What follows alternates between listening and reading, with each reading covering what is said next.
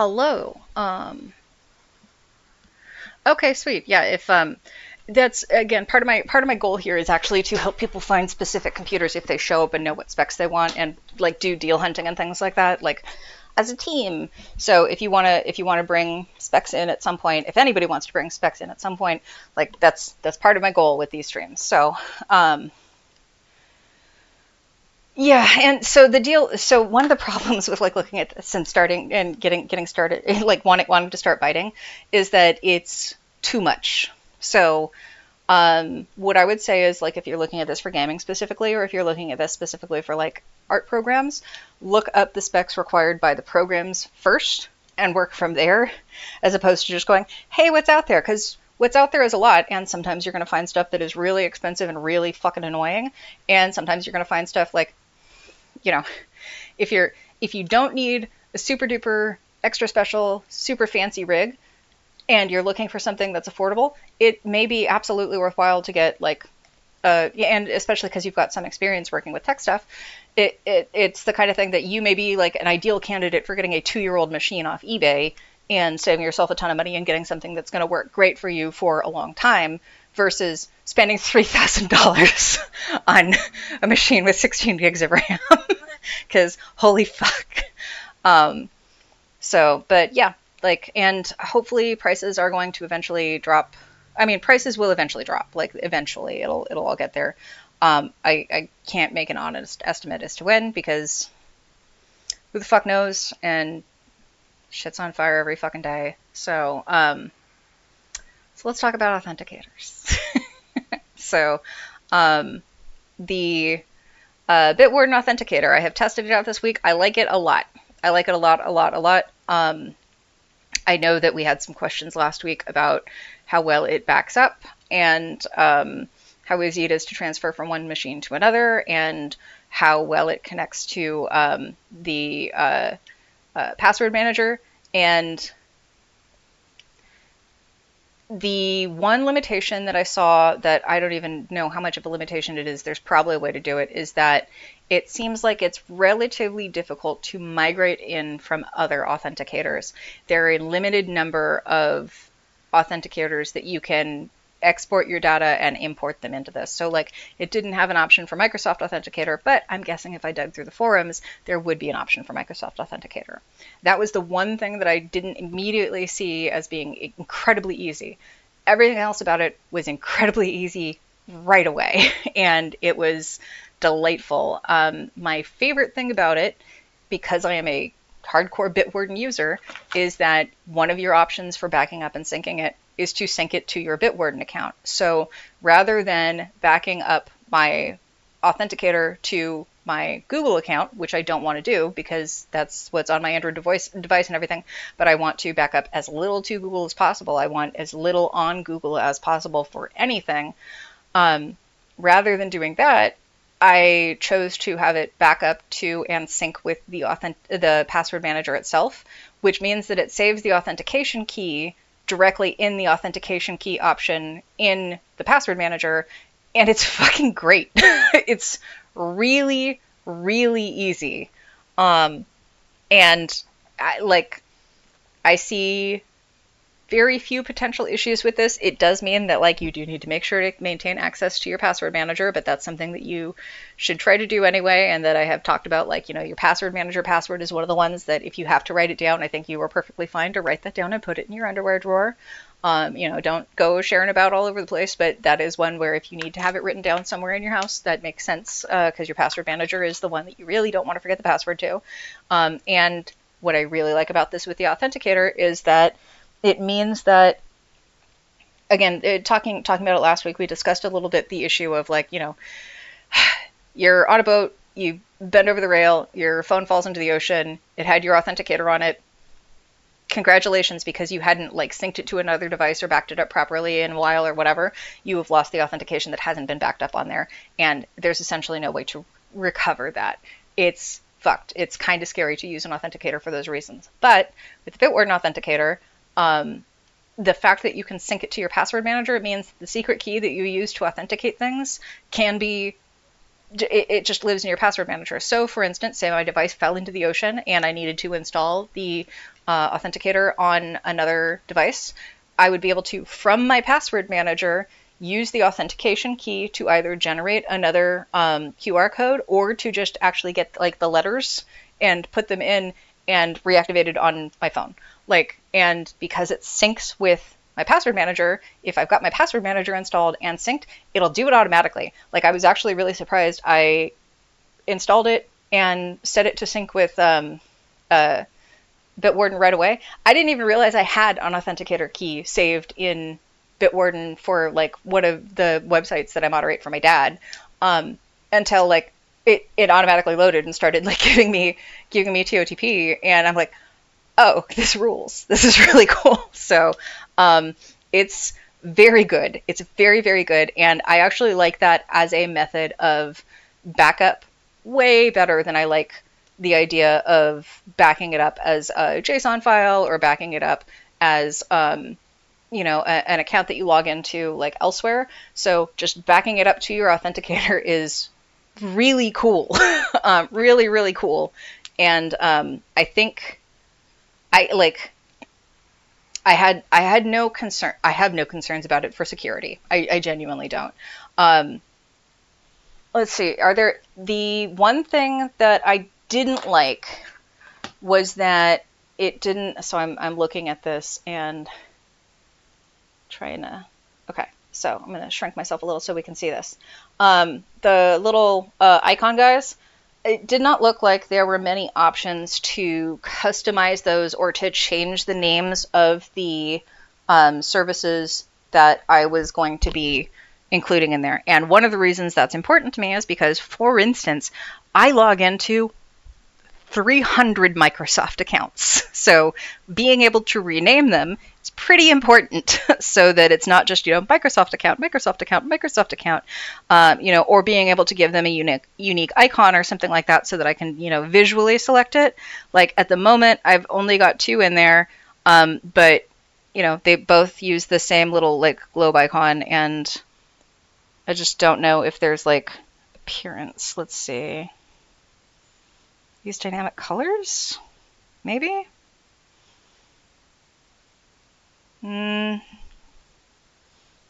So, but I didn't see an easy way to like change the icons associated with passwords or with authentication codes, or change like the title of it, and that's something that I would like.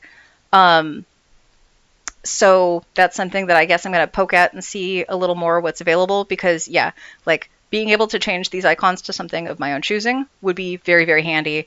Being able to change the name of the service being authenticated would be very, very handy, because I authenticate into a lot of things, and if I could replace the multiple authenticators that I've got with this one, I would prefer to do that. But I have 8 Tumblr accounts, and again, log into 300 Microsoft accounts, and those sorts of things. So it would be a little bit difficult for me to have to peer through that every single time. So, but long story short, Bitwarden Authenticator is great, and I think people should use it. And if you haven't been using an authenticator because you're worried that you're going to lose access to your authenticator, I think that Bitwarden does a really good job of getting around that by allowing you to back it up to your password manager.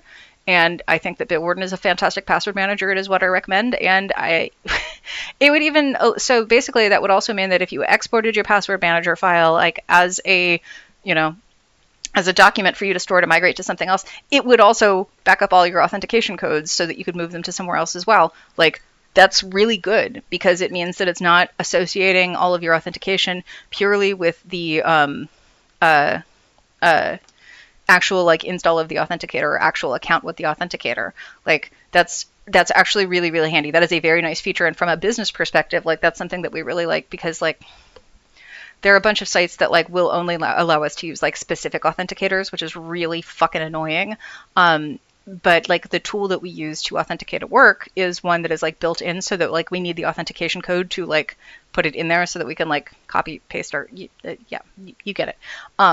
But like this would work very well for that in a way that like other authenticators don't necessarily. So I just really like Bitwarden. They're a thoughtful company that makes things that are really effective, and that I like a lot. So I just everything that I touch of theirs, I am like more and more impressed by. And they're a good company. I like what they make. So that is what I had on our list of shit to talk about for today. I, definitely have media things to talk about if anybody's interested in talking about media things. I did kind of want to talk about the Dream podcast, but, other media things happened. Other things kind of took over media stuff. So there was some stuff that I've been looking at that, yeah. So the Dream, that's one. I'm beginning to wonder if I actually need to do a deeper dive into it because, yeah. All right. Okay. I can talk about the Dream. So, yeah. Okay, cool. There seems to be some engagement on that where I've been rambling about computers and maybe it lost people for a bit. So, and which is good because I do want to use this, like I enjoy talking about computers, but like I want to do this project as a media thing, honestly, because like that's the thing that I think that we do need to talk more about as a like culture as a whole. So, for anybody who's listening who's not familiar, The Dream is a podcast that is hosted by a lady named Jane Marie. It has several seasons. The first season was specifically her examining, I think it was one of the essential oil-based MLMs. And she was looking at the way that like MLMs are structured to kind of entrap people, to get them to think that they're making money when they're not, to get people to ignore their common sense, basically looking at like the cult and manipulation dynamics involved with MLMs. And the first season was really good. She talked specifically to like a lot of her family members from a rural area who had gotten sucked into that kind of MLM in the past. It was a really interesting, thoughtful season that was limited. She also was an NPR host for a while, so she's got experience as a like audio journalist. So Hannah Alonso kind of annoys me, actually, because I think that a lot of the stuff she does is like, I think that she doesn't give enough criticism. Like she's critical and she always is negative about things, but I don't think she's very analytical, which is part of what annoys me and part of what I liked so much about The Dream's first season was that it was deeply analytical. Who's the one who they kind of look alike, so sometimes I get them confused, but Tiffany Ferg is the one who I like on YouTube who has talked about MLM stuff and who also does like cultural analysis from kind of a leftist perspective. And I think she's analytical in a way that like I'm very obnoxious about that. Sometimes I'll sit down and I'll watch Hannah Alonso because it's just like, this is, yeah, shit talk cults to me. I'm down. But it is one of those ones where it is a little harder for me to dive into with her. But that's also part of what my criticism of Jane Marie and The Dream is that, okay, so that was the first season. The second season, I think, was on, like, it was crystal healing, and she started, well, not just crystal healing, it was woo and alternative healing, and she started getting into some stuff and was, like, talking to, like, life coaches and things like that, and was kind of analyzing life coaching as a concept, and then from there, I think last season was also back into being about MLMs, but it was like interviewing people individually as opposed to talking about one MLM as a whole. And at this point now, it's just sort of I'm going to talk about stuff kind of a podcast. And like theoretically, it's going to be through like an analysis lens talking about like criticism. But it's not hard to get me to check out from something skeptical that is supposed to be skeptical that isn't. Like it happened like on a dime with You're Wrong About. Like there was just one episode where there was an attitude that I profoundly disliked expressed by one of the guests that seemed to have mirrored some of the stuff that Sarah had been talking about for a while, that I was like, you know what, actually it was Michael who drew me to this. Like Sarah is great to listen to, but not what I'm looking for. What I'm looking for is like kind of hard edge skepticism, and that's not what it was providing. The Dream was not hard edge skepticism from the beginning. It was definitely actually kind of cuddly skepticism. It was skepticism that you don't see a lot of. Like the skeptical community is frequently, like a lot of the tech community, like kind of dickish and, pretty misogynist in a lot of situations. And so it was interesting to be getting that perspective on MLMs and cults and things like that from a woman who was doing this from a more like soft-edged, cuddly, like empathetic approach. The thing that I haven't liked in the last couple seasons is the credulity. She is, Jane Marie has gotten to the point where it often feels like she is laundering charlatans or allowing charlatans to launder themselves and not asking nearly enough questions. I don't remember, like there was one guy who was like calling himself a mentalist, but he was doing this in the same way that like magicians became like advocates of skepticism. So like the way that like James Randi was a magician who like went after Yul Brynner being like, these are stage tricks. So there was a guy a while back who she interviewed who was a mentalist, and he was essentially talking about the fact that this is cold reading. This is something that everybody can train themselves to do. I happen to be good at it because like I am personable enough that people like buy into what I'm saying. That was a good episode. That was a solid episode. But then she also had an episode with some asshole who was like a fucking hypnotist or something, or like was talking about neurolinguistic programming and was talking about like, how, and it was so, she didn't criticize any of it. She just kind of like let him talk, or she criticized, but the pushback was really minimal, and she never dove into that in the narration after the interview. And that was actually the thing that was kind of bothering me a lot about the cult lady. So first of all, okay, so sorry, I'm gonna catch up a little bit on the chat.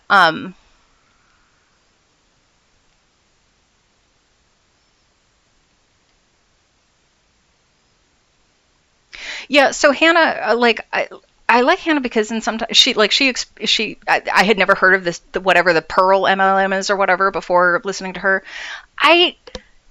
She is definitely more victim blamey than some other people in the space, but she's not very victim blamey.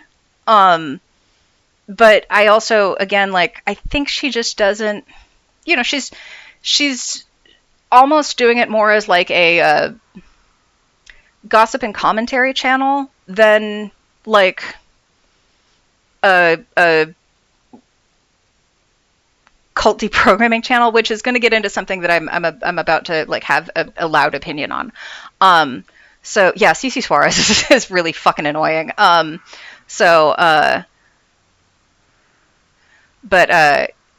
Yeah, Cece Suarez, like sometimes I get sucked in because I like the drama, but it's also like, yeah, you're just being a huge bitch. Sorry. Yeah, Hannah is not victim blaming in that way. She's not mean about it. She's just like a little like almost sometimes has like a holier than thou sort of feel, but it feels like it's unearned.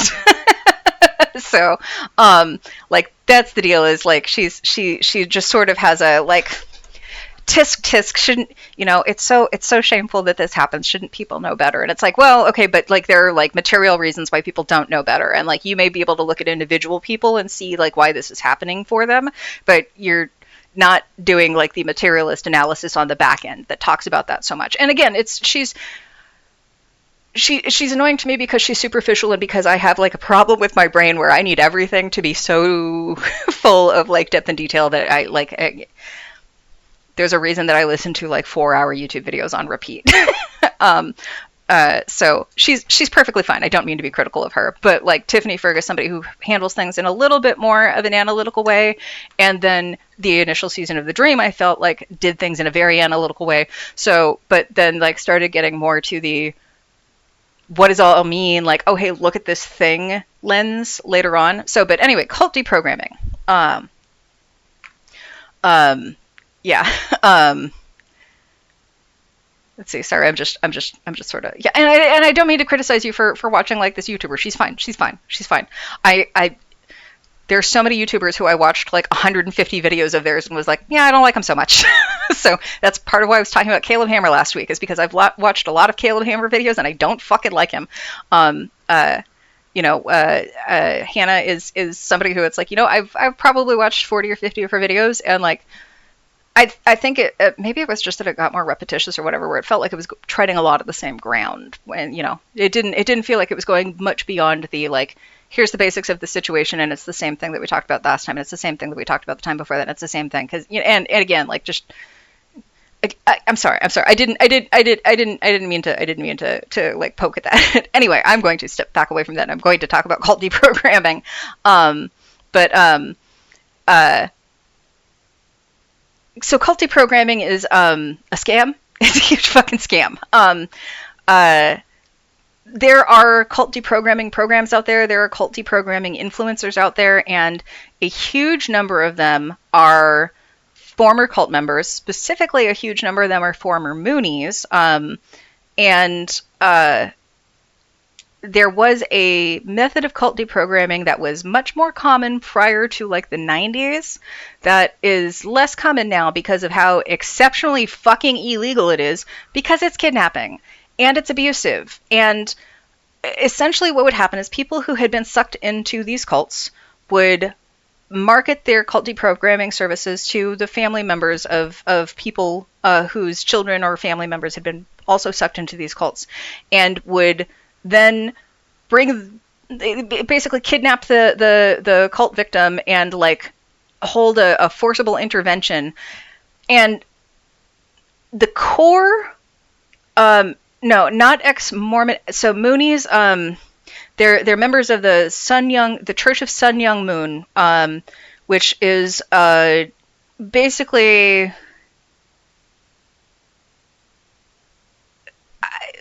it's the cult of a guy who claimed that he was like the second coming of Christ, and it was a bunch of weird shit that it started, I think, in the 60s. Yes, thank you, Unification Church, that link. It's one of the earlier cults that became like a cult thing in the way that we talk about them in modern culture. And there were a bunch of people who, in the era that it was a big deal, got sucked up into it, and it became like this kind of like thing that you were scared was going to happen to your kids. Like, you know, kind of the way that people like joke about Scientology, except it seemed much more real at the time. And I mean, I was too young to have been like, you know, at the core like audience for this, because it started initially quite a long time ago, and you know, there are still some members of the Moonies, like but it's much smaller than it was, and it's much smaller than it was during the deprogramming era that I'm talking about. So, but I ended up talking about this on Tumblr a while back because what's their name? A bunch of people don't like them, and I completely understand why, but I like them a lot. Meme Cucker. I get why people don't like Meme Cucker. We're not going to argue about Meme Cucker, but I enjoy Meme Cucker's content. They were posting about cult deprogramming, and like a bunch of people got into kind of a fight about it, like defending like the cult deprogramming thing. And the thing that I got to, that like the core of my problem with that is that the way that cult deprogrammers think is the same kind of magical thinking that like the cults have. Like basically cult deprogramming is focused on the concept of breaking brainwashing, which grants that brainwashing works, which is not true. People who are in cults are generally speaking not brainwashed so much as, and I mean, again, having material analysis here is important. Like they're not brainwashed. They're in an environment where this is what they see as the only way out. It's not that their thoughts have been broken and that they can't, you know, imagine anything other than what like the cult has told them. It's that they have used the same kind of standard abuse practices that you see in like abusive interpersonal relationships to convince the person who is victimized by the cult that they are the only people they can rely on and trust, that this is the only way to be safe or whatever. It is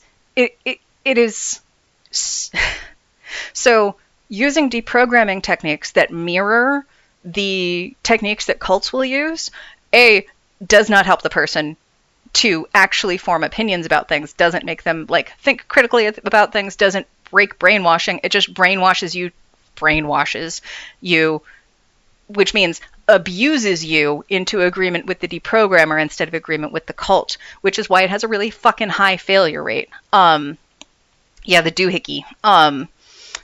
So the doohickey is what some people online call the gun. I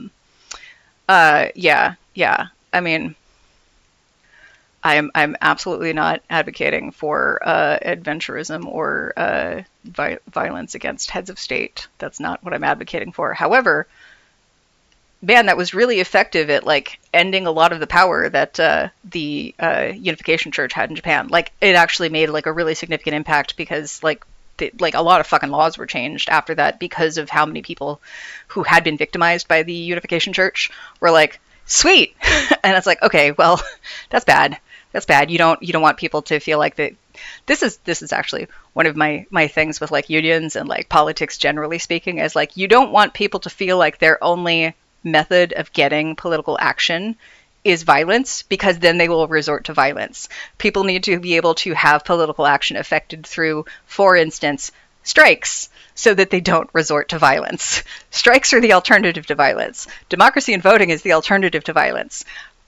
If people feel like they're not able to participate in their government or their governance or their ability to control their own lives, they're going to build doohickeys, and we don't want them doing that. It's not good. But yes, yeah. But yes, so like Bixby said, in order to get away from that kind of group, it helps to be able to learn how to ask questions. That's, again, part of my entire project is skepticism. It's actually like, it's funny because I spent a lot of time online kind of overlapping with the rationalist and less wrong communities. And I don't get along with the rationalist and less wrong communities very much. There are definitely people who are peripheral to that on Tumblr who I am like having peripheral overlap with and who I get along with great. But there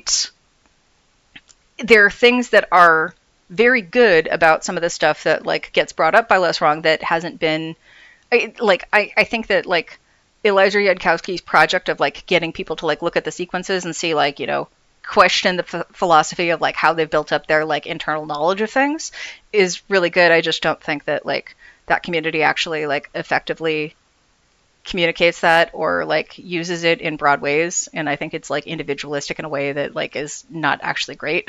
But like the best thing in my opinion to come out of the entire rationalist less wrong project is the question, how do you know what you know? Which is a much simpler way of asking a whole bunch of philosophical questions. But where did you learn the thing that you know? The assumption that you have, the idea that you have about X, Y, or Z concept, where did it come from? Did it come from your parents? Did it come from somebody who was a partner? Did it come from school, 10 years ago? Did it come from a TV show? Something that was picked up as part of pop culture? Did it come from like a friend who just had a weird opinion? How do you know what you know? And then once you've got that answer, what have you done to verify that? What have you done to look at that other information? So when you're looking at groups like cults or getting people to like change their opinions, that's the kind of thing that like you can get people asking questions by simply saying, hey, I don't, however you know what you know, I love you, I care about you, I'm worried about you, like, I want to make sure you're okay, talk to me about this thing. What made you believe this? That sounds weird to me because, here's why I believe this other thing. And getting people to like sit down and critically examine stuff that like the cult structure and abuse structures are meant to keep you from critically examining the situation that you're in, meant to keep you from critically examining the dictates of the person abusing you or the cult controlling you. It is meant to get you to think that you can't think, that you are not smart enough to take care of yourself or think outside of this process. So part of why I hate cult deprogramming is because it's the exact same fucking thing. It's saying you can't think your way out of this. You have to agree with me. You have to take my word. It's bad. It's bad. It's bad. So, Jane Marie had this lady on, and the lady's website is Own Your Mind, and it is theoretically about like being able to like own your mind to not have your mind taken over by like the cult. And she is actually, honestly, ironically, talking about like creating like critical thinking and like broadening that in society, but I simply don't think that she is a credible person to do that. And I think by allowing her to launder her history through the book that she's promoting and this podcast interview on a nominally skeptical podcast is just really irresponsible, because I don't think that this author, this cult survivor, this cult deprogrammer is somebody who has enough of a foundation in skepticism to be trusted to teach people how to be skeptical. Like, it's just, like, yeah, like, sorry,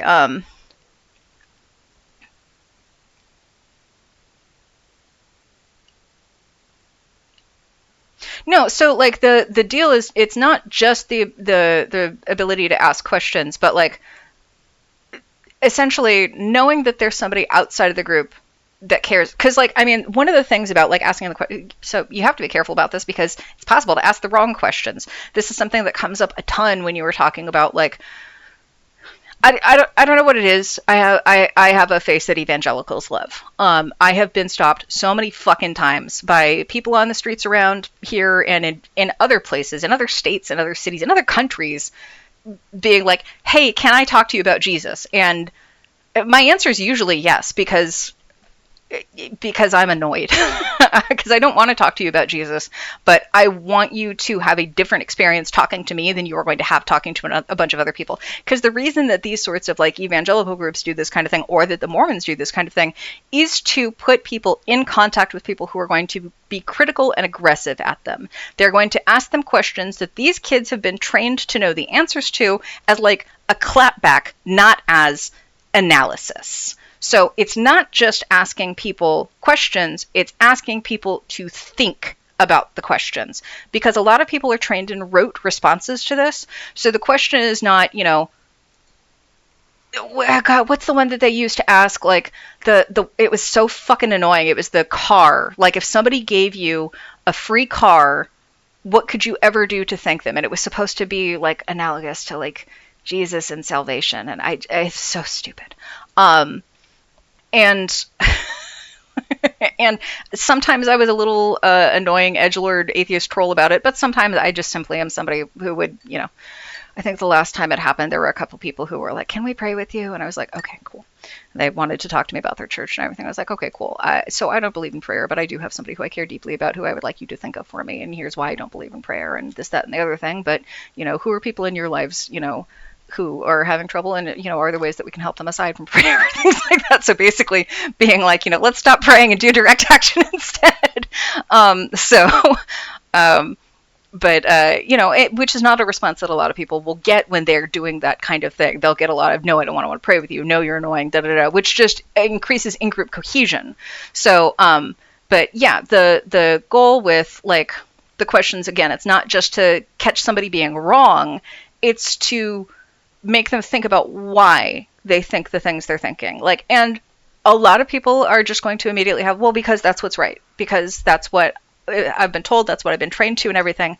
But part of what helps is if you build yourself up as a credible person, and again, talking about abuse structures, it's the same reason that like if your sister is dating an abusive asshole, you can't let your only communications with your sister be, "I fucking hate your asshole boyfriend. I hate your asshole boyfriend. He's a piece of shit. You should leave him. He's the fucking worst. Don't talk to me about him." Because then your sister is not going to come to you when her asshole boyfriend hits her and say, "I need help because my asshole boyfriend hit me," because all she's heard from you is, "You're stupid for staying with him. You're stupid for staying with him and you should fucking leave." So what your sister should be hearing from you is not that. It's just, "Man, I wish you wouldn't talk about yourself in that way. I think of you more highly than that. You know, I wish I know why you thought that, because, you know, I don't think of you that way. I love you. You're my sister, you know." Or, you know, if the asshole boyfriend comes up, "It's really unfortunate that he treats you that way. I think that you are somebody who deserves to be happy, and I don't think that that's making you happy. But let's talk about something else." Like, basically the goal is to like not attack the core ideology, because that is central to what the person is when they're in the cult, but to simply say, "You're a person who is capable of thought. I think that you are capable of thought, and I trust you and I'm worried about you." And the other thing about this is that like a lot of okay, this is maybe my most toxic trait. You know, everybody who talks about like cult stuff is like, you know, you're you know 2 bad weeks and X, Y, or Z thing away from joining a cult. And that's one of those things where I'm like, no, I'm built different. I'm sorry. Like, and I know that that's something that people like specifically caution against and everything, like thinking that way. But it's like, I like, there's a certain fundamental level of skepticism that I think really does make you like more immune to these things than otherwise. I'm not worried about getting sucked into a cult by talking to people about a cult.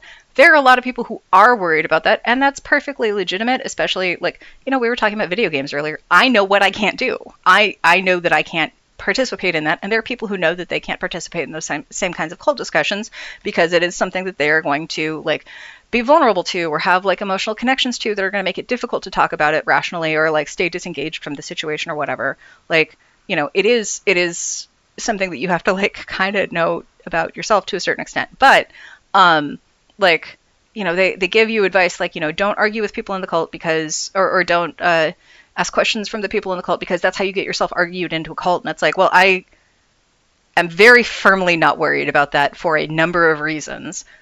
But also, like, one of the reasons is because I'm not going in to attack the cult. You don't get somebody out of Scientology by saying Scientologists are all fucking stupid and they're going to steal your money.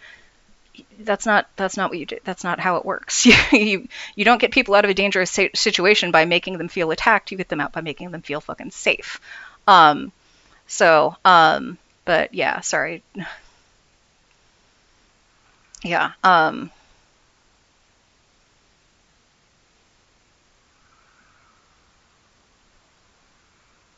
Sorry, I'm catching up on the chat. So, yeah, asking questions can be valuable and helpful, but it can backfire. It can absolutely backfire, and that's why again, you don't want to ask the kinds of questions that are going to get you a clap back. You're going to want to ask the kinds of questions that make sure that like the person you're talking to know that you are talking to them, not the cult.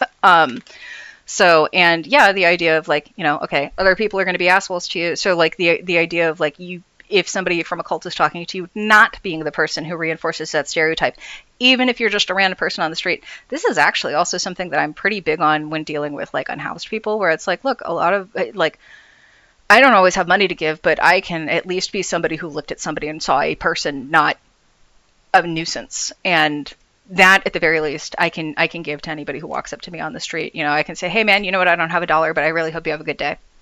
And if that's what you can do, that's what you can do to make somebody feel more human and less trapped and less fraught. And the cult thing, look, man, I don't want to have my energy levels analyzed, but I hope you have a good day and stay cool out there or whatever it is. Like, just be a normal human, not somebody who is attacking them and not somebody who is ignoring them, because that's all they get all the fucking time. Again, going back to the deprogramming thing, that's why I fucking hate it, is because it's attacking people. It's attacking the people who are already attacked. But yeah, no, and yeah, like asking those kinds of questions, like, the places where you do get into these rituals of self-soothing and everything like that, and it's only getting away from that sort of environment of self-soothing and like the known answers that you're able to ask the questions that make you go like, oh, why is that a problem? Where does it say that in the books that we've looked at? Am I not allowed to look at the books where we say those things? Like, why am I afraid to ask these questions? That actually is one that like will frequently help a lot, is if people are looking at the questions that they have because they started thinking about it, and then look at the group and go, I don't like that. I think that these people would stop talking to me if I ask these questions, because the isolation is a massive fucking problem. So, but yeah, no, and it's you can't debate people into leaving high control, because all it does is it's reinforcing. It's reinforcing, and that's something. This is also part of why I have a problem with cult deprogrammers, because they don't talk about these kinds of things. They talk about arguments or getting people away from whatever by kind of forcing them away or what. Like, it's not as I think again, this is something I said on Tumblr the other day. Like, I want everybody to take like an interpersonal communication class and like a media studies class and an argument and rhetoric class, because a lot of the stuff that gets people trapped in these sorts of cycles is a lack of education or awareness about critical thinking, or a lack of education and awareness about like how people work and communicate with one another. Like, if you don't know what it looks like when people are isolating each other, it's really hard to tell that you're being isolated. But if you've been educated about how people can be isolated from one another, you are more protected against that. And that's just kind of like, there's a lot, like, if you don't know what gaslighting is, it's easier to gaslight you. If you don't know how people like if you don't know what passive aggression is, like there are a lot of things that like just a basic interpersonal communication class, I think would inoculate people against a lot of, and not everything, because of course it's still possible to isolate people and break them down and make them miserable and make them doubt themselves and everything. But like there's a lot of stuff that I think that we really could just like use basic education as a vaccine for, and we just don't educate people. So, but yeah, the kindness and caring about other people. Also, like, man, we just need to be more empathetic as a society. I know that there's the whole thing going on with, toxic empathy or whatever the fuck, like the right-wing dipshits are talking about these days. Like, I'm sorry. Like, and it's also, it doesn't even have to be empathy. Honestly, it doesn't have to be empathy. It has to be compassion. Like, that's the thing that matters, is even if you don't feel for somebody, being compassionate toward them as another human being who has wants and needs and desires and, like, deserves to exist in the world as, like, an autonomous being. That's the core of all of this. Treat people like fucking people. So, yeah. Yeah, no, and like however you come by the critical thinking and the caring about others, like that's like, it's, you gotta care about other people and you gotta think about shit. So, oh yeah, dumbing of age. Was it you, Fluffy Blue, who had somebody the other day had a dumbing of age icon when I was looking at their Twitch header. I don't remember the character's name. I used to read Dumbing of Age a lot. But yeah, Joyce being able to ask questions and like being around people who just were nice to her, like, because when people were teasing her or whatever, she was less receptive to that. So, yeah. So going back to Jane Marie and the dream, I'm really disappointed that a podcast that was initially skeptical and critical has become so credulous. And it's also frustrating because like the episode right before that was one where she was specifically talking to somebody who she started another podcast with that is about like abuses of the medical system, and seems to be something that's pretty solidly grounded. However, even then, like one of the things that was happening, like it was very clear that the person who she's got this other podcast going with is an investigative journalist who has done a lot of research into like medical fraud and things like that, but was also like very clearly and obviously like firmly grounded in capitalism, to the point that they were having trouble kind of questioning alternative methods of like approaching the problem of being able to afford medical care. Like it was one of those things where it's like, okay, I'm still seeing issues here that I think probably need to be pushed back a little more, and maybe are just something that I'm seeing that needs pushback because I have a fundamentally different worldview than Jane Marie. Maybe I am just simply not on the same wavelength in terms of like capital and politics and the function of the economy and power structures and things like that, which is definitely possible because I know that I am not on the same wavelength as many people. Oh my God, there are so many things that like a true UBI system could help with, like so many things. It's something that, okay. Okay. This is one that I have not had this argument on Tumblr because I know it's not going to fucking go well. But I want to have the fucking argument at some point. But this is actually one of my things that like, because I'm a prison abolitionist. I am not supportive of the carceral state. I think that the way that we do prison is bad and harmful and causes many problems. But the one that people fucking talk to me a lot about, that I'm like, yeah, actually, like, we have ways of fixing this societally. This is not, this is something that is impacted really heavily by poverty, is rape. People will talk about sexual assault and say like, well, that's a crime that is not,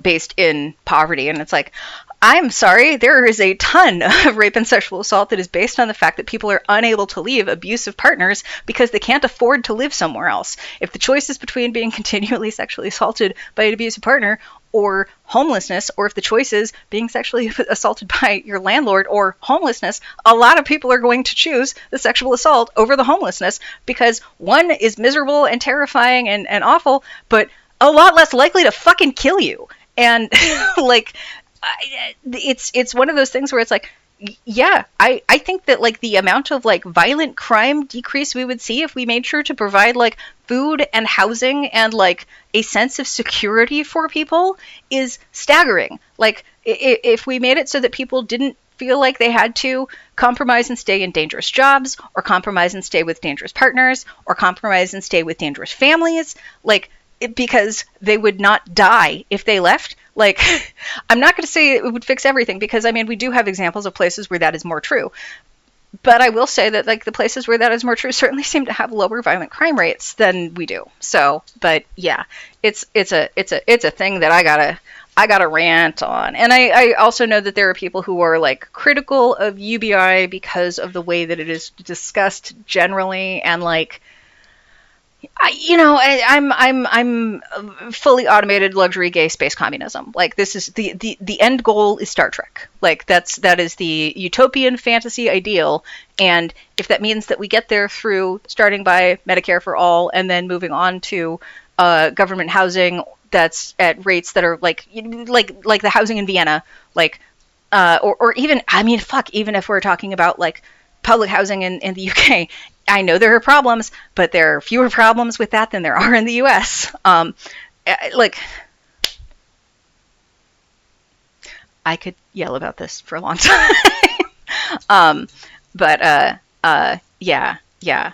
So the deal is, I'm aware that that is the foundation that I'm starting from, and I understand that, maybe an NPR podcaster is simply not going to be on my level when it comes to thinking about things this way, because like I don't think like this is actually my problem with a lot of like my problem with so much media these days, and entertainment media specifically, and even like the like kind of podcasting space and everything, is how carceral it is. Like it was the thing that made it impossible for me to, like, I had listened to My Favorite Murder for a while, but with the Golden State Killer, when they caught him and the hosts started encouraging everybody to go take DNA tests so that like they could be their DNA could be compared against like cold cases and everything like that. It was like, hey, actually, no, I don't think that you should be giving your DNA profile to the state. I don't think it's worthwhile to have this exchange. And I don't think that the amount of crime that is unsolved that is out there justifies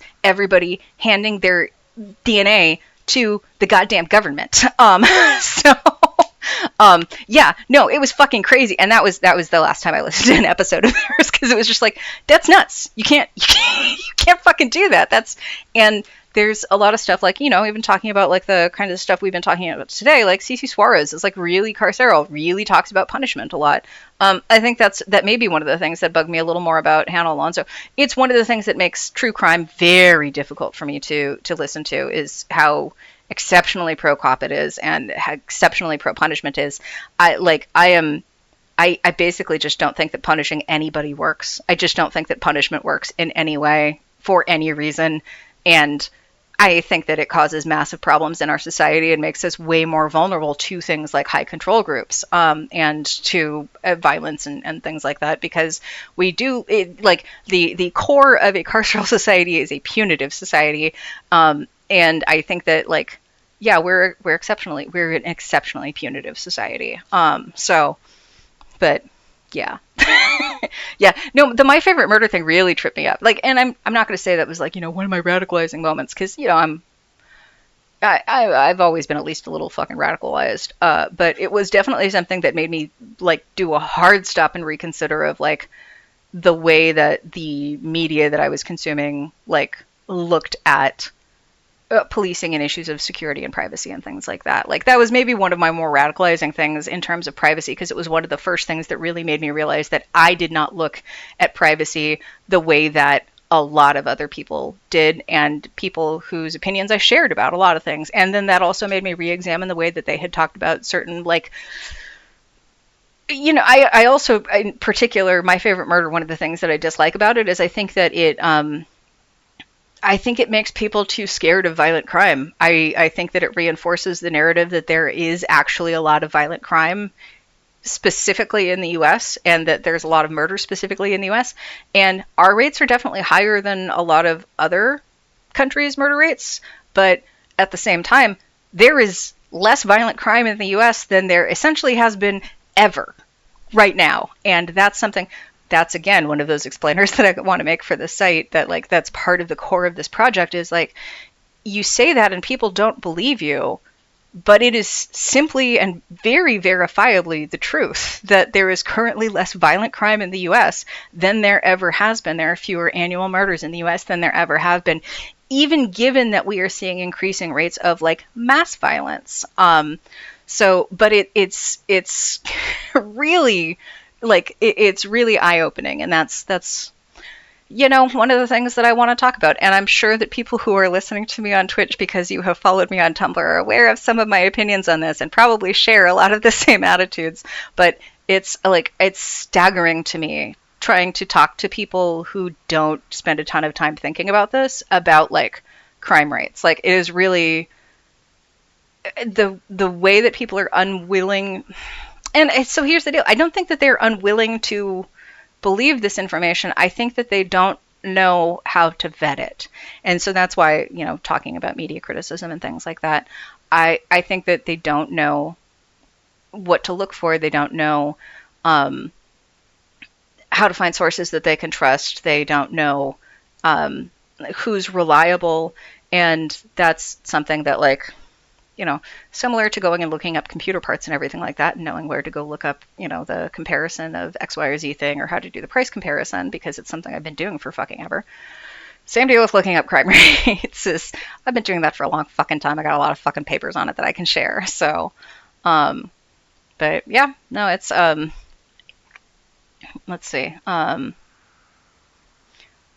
Let's see. Yeah, no, the fact that so many of these things get into, and there was something that happened. There was a murder that had happened locally, and it was unfortunate. Like, of course it's tragic when somebody is killed. Like, of course, like, you don't want people to be murdered, obviously.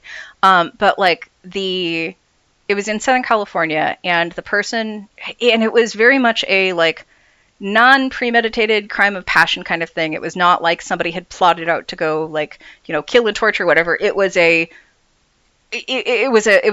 fight gone wrong kind of thing. It very easily could have been assault, not murder, or whatever it was. And the parent of the murdered person this was being weaponized against George Gascon, who is a whatever they call it, like it's not a liberal prosecutor, but a progressive prosecutor in Los Angeles who was recalled. But the parent was saying, the sentence is too light on this. My child was killed, and the child was an adult. My adult child was killed in this senseless and reckless act, and this person is a danger and a threat to society, and I can't believe you're just going to let them walk free. The sentence was for 21 years. Like, if you're saying, put this 20-year-old person in prison for 21 years, and that's not enough, I need them to be in prison and suffering forever because they killed my child. It's just like, okay, so what you want here is not a better society. What you want is suffering. You want this other person suffering. And that's the thing that, like, of course, talking to the parent of somebody who's been murdered, you are going to be dealing with somebody who is quite emotional. But I think, again, talking about the idea of like pre-inoculation, like, really asking, like, what is the punishment that fits the crime? Why do you think that's the punishment that fits the crime? Who benefits from that? Does this make you safer? Does this make the world safer? And really getting people to kind of ask those critical questions, which people don't frequently when they're thinking about crime or thinking about capital punishment or thinking about this, that, or the other thing. Capital punishment, I have a much easier time talking about. I don't trust the fucking state. I don't trust the fucking state. I don't trust them to kill people because they're going to get it fucking wrong. I don't trust the state. The end. Fuck it. The state shouldn't have the right to kill people. Shouldn't have the right to kill me. Shouldn't have the right to kill you. Shouldn't have the right to kill somebody who is a convicted murderer, because you know what? There are a bunch of people who are falsely convicted. I don't trust the fucking state. That's easy. But, reducing sentences and things like that and victims' rights stuff, that's a different conversation, which is a lot harder. So, and yeah, it's revenge versus reform. Is it punitive or restorative justice that we're talking about here? And again, we are living in a very, very punitive society, and that's the thing that I think that like really is the conversation that a lot of people need to have about a lot of things, where it's like, even talking about means testing of like social programs or things like that. It's like, well, if the program can afford to have all of these people on it, then why limit it just to people who meet your particular standards of this?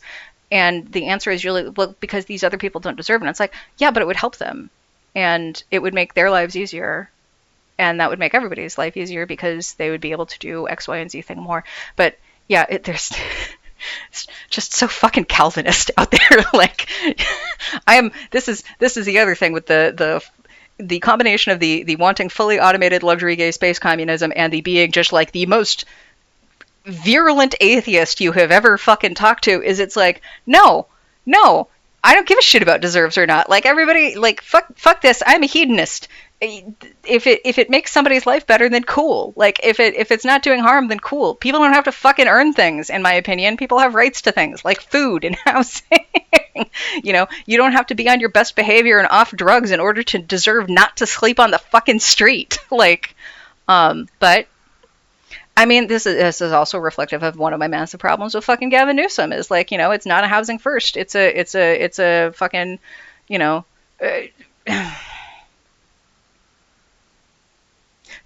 so many things in our society connect back to this, and I can rant about it for a very long time. So I'm going to catch up a little bit on the chat. Yeah. I mean, so the hearing gunshots regularly is one of those things where, like, I have heard this in both rural and urban settings, and I think that partially this is just that Americans like guns. It is it is a thing, but again, I think we are hearing them less frequently. But yeah, I mean, like the idea of okay. I am an anarchist, and I am not a huge fan of the United States of America, but like the entire concept of like the Bill of Rights is that people have rights to things. It is not earned, it is not deserving, it is simply that they have the rights. They don't have to deserve them. They are granted to you by being a fucking human. The end. And that's something I land pretty solidly on in terms of like civil liberties and things like that. Like, yeah, everybody has these fucking rights, fucking deal with it. And I think that we should be including, yes, housing and like food into the rights that we just grant that people have. Healthcare. Yeah, I fucking hate Gavin Newsom. Yeah. That motherfucker, the homelessness issue for his entire fucking political career. Like, that's the thing that has always been at the core of me fucking hating him, is the way that he has approached the homelessness issue, down to when he was fucking mayor, down to when he was in the fucking city council or whatever the fuck his role was. Like, I fucking hate that guy. I can't. I hate him so much that I'm considering becoming more active in like electoral political organizing, just so that people will like have alternatives, which is how they get you for electoral organizing. Like, I would much rather spend that energy writing or doing something that like I think would have like a broader and more permanent appeal than going and fucking phone banking for somebody who's running against Gavin Newsom, but it might be fucking worth it. It's also very fucking frustrating because in California, I know that my vote means nothing. Like, in some ways, it's like that means I also don't particularly care about like how I vote in a presidential election, because my vote means nothing in a presidential election. It means a lot in local elections, but yeah, no, the person in the notes who was bragging about the primaries, or who was excited about not voting in the primaries, it's just like, I think that user's name was Confused Guy, and I'm like, it sounds like you are in fact a confused guy, like, or Confused Guy 2 or something like that. But yeah, like, and the thing is, I get yelled at a lot for people telling me that I'm like promoting like not voting or whatever, and like people will, after every election, I get fucking annoying anons who are talking about how I'm the fucking problem or whatever, leftists are the fucking problem, and it's like, I'm not the fucking problem. Come get your boy. Like, whoever the fuck, this is the problem. This is the problem. But I mean, this is the problem because we don't have like universal suffrage, essentially, because we don't have because voting is so restricted. Like, I don't 100% get along with like my dad's politics, but one of the things that was like formative when I was younger was, he was a libertarian at this point, before he had converted to republicanism, and I was raised libertarian and stayed that way until I became an anarchist. Like, so again, like I said, I've always been a little bit radical on certain things, but one of the things that, like, my dad said that was formative was, like, the person who is president should never have the ability to have an impact on your day-to-day life. And, like, that's one of those things where I'm like, actually, you know what? Cool. I can buy into that. Like, the president should not be the one who is able to say people can't have abortions, or who is able to appoint a court that says people can't have abortions. Like, that is one of those things where it's like, my day-to-day life is being impacted by people who I had no part in choosing to represent or govern me, and, like, the only consent that they've got from me to govern is through violence and coercion. Like, I'm not cool with this, so I'm going to continue to not be cool with this and continue to try to work in ways that, like, will hopefully prevent these people from being the only source of power, organization, or like access to X, Y, and Z thing in the world. But yeah, like, I've been very annoyed at how obvious it is that there are attacks on democracy that have been going on for a long time, and I feel like a lot of the people who could have taken action, who had political power at the time, did not, because it would not have been politically convenient to do so, because then it would have made it harder for them to ask for donations in the next election. So, yeah, no, and again, like, the way that my dad put it specifically, like, again, you have to understand that's coming with a flavor of, like, libertarian republicanism, but it is also one of the things where it's like, no single elected official should be somebody who is able to impact your life. If your political, this is something that I got yelled at after RBG died, and I got criticism for RBG for fucking days. But, like, the security of your right to abortion should not have rested on the shoulders of an 89-year-old lady with cancer, or 86, or however the fuck old she was at that point, who had had cancer before. In no way is it a stable political system if the death of one person can impact the access to healthcare for millions and millions, for hundreds of millions of people. Like, that's insane. That's not a healthy system. That's not a functional system. And, that's obviously, of course, I don't think that, like, a monarchy is a healthy or functional system if the monarch has the ability to say, no, I'm going to, like, veto this thing. So, but I'm also concerned because I feel like the electoral system that we have is not particularly set up to make democracy more direct. And I don't necessarily think that people who are in positions of power within even the opposition party here are interested in doing anything to make democracy more direct. And I think that's something that we saw evidence of in the 2016 primaries. So everything is on fire. But again, with Anarchy, that's part of why talk about parallel systems, talk about supporting people in your local community, talk about, doing jail support and direct action and things like that, is because, like, you can't trust the system, but you can maybe trust your neighbor. So, yeah, I don't.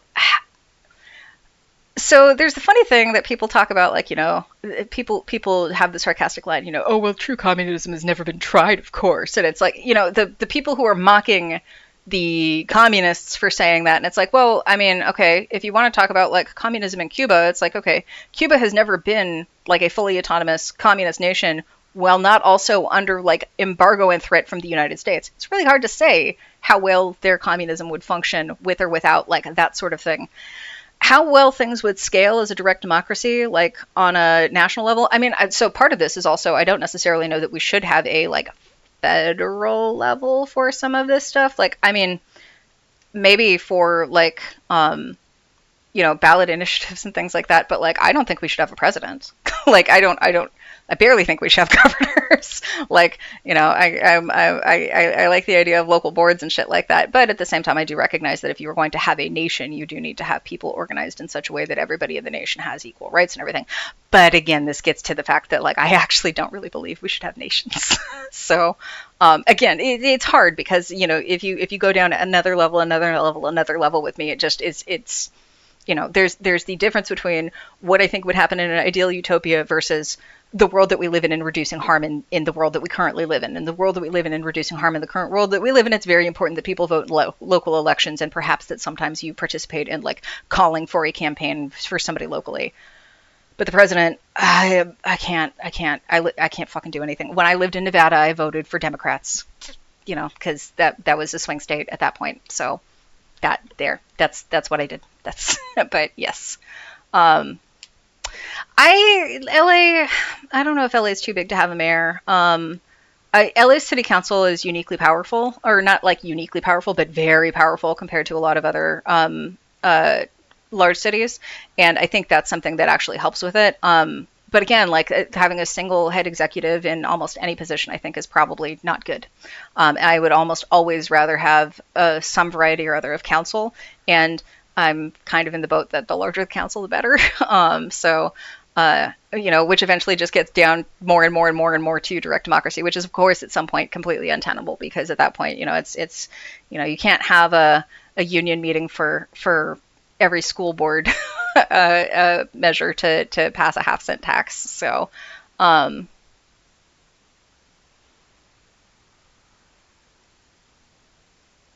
yeah, no, I do also think that like I think there are a lot of anarchists for whom the government sucks is kind of a cop out, and like the suggestion that you don't have to participate because there's no ethical consumption under capitalism, so it doesn't matter what the fuck I do, so I'm just gonna not think about it, not do anything at all. But it's like, okay, like I'm an anarchist, but like I like regulation. I'm an anarchist, but I have also would in some ways like I probably would be supportive of like mandatory vaccine campaigns for certain things. Like I'm of the opinion that anarchy is something that you do and a target that you aim for, but not that it is a set in stone like series of things that are a series of principles that can't be violated. Like, I think that anarchy is constantly moving and requires constant action, not that it is, and that also like when I'm being a little more sarcastic, I describe myself as an anarcho-syndicalist, where it's like, yeah, have people vote on it in local groups and everything, make those decisions. So, regulation is important. Regulation of foodstuffs and everything like that. And that's actually important at a federal level. That's important at an international level. It's something that like I think we should be able to cooperate on globally. So I'm very bothered by the fact that we can't cooperate on it between fucking states. So,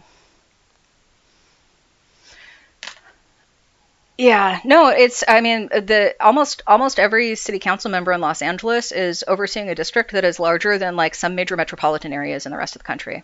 Like and the mayor, like I think the city itself is what, 9 million people. The city are, I don't know. So like the county, like because I'm not in the city of Los Angeles. I'm in the county of Los Angeles. I don't vote for LA mayor, but like I would, if I was in this city, I would be supporting Nithya.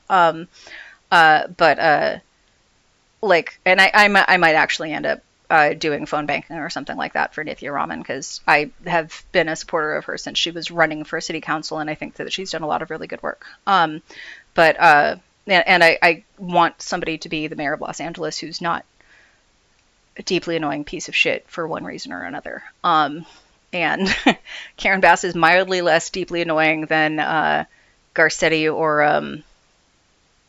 who the fuck was the other? The LA mayors. There's a very adorable recording of me when I'm 5 years old asking Mayor Bradley if he will eat the pumpkin cake that my kindergarten class made for him, because I went to kindergarten in City Hall in Los Angeles. So yeah, the mayor came and talked to our class at one point, and I told the mayor that we made him pumpkin cake because I wanted to eat the pumpkin cake. Yeah, the mayor of Los Angeles is like, it's oversight over too many people. Yeah. The LA County has 9 million, and yeah, it's there are like 4 states you could combine to get the population of LA County alone. It's just a lot of people. But yes, I was a very, very, very adorable tiny little child asking if the mayor wanted cake. So, and I think that Tom Bradley is the one who the Bradley International Airport is named for. Is maybe like the last mayor that was in Los Angeles that everybody was like, yeah, okay, that guy wasn't a huge piece of shit. Yeah. Watching stories about Karen Bass and like cover-ups for her about the fucking fires and everything like that, and just politics, man. So a little cynical about those politics. Hi, Skeptical. My name is Allie. How you doing today?